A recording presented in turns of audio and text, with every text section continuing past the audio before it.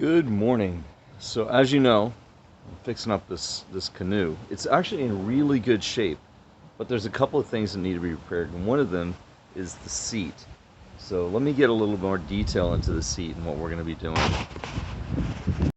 All right, this is what's happened to the seat. It actually it's wicker and it's really pretty, but the wicker has just deteriorated. So it's if I put even my finger pressure on this, it cracks. So I think what we're gonna have to do is replace the wicker section. I don't feel like replacing the entire seat. It's $50 for the entire seat. It's actually like $25 for these little spacers. But $50, I'm like, I really only need just the seat replaced. Just the actual area where we're sitting replaced.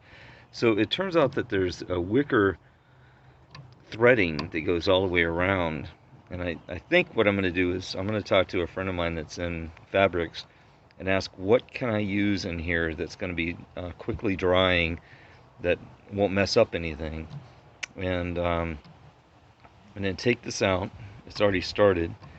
So take this out all the way around, pull out the wicker and replace it with a different fabric.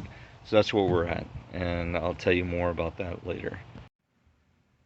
So tell me, what's your opinion? What should I use as a material for the seat bottom? And how should I attach it to the wooden frame? Hey, and don't forget to subscribe so you can see more of my adventures in canoeing. See you soon.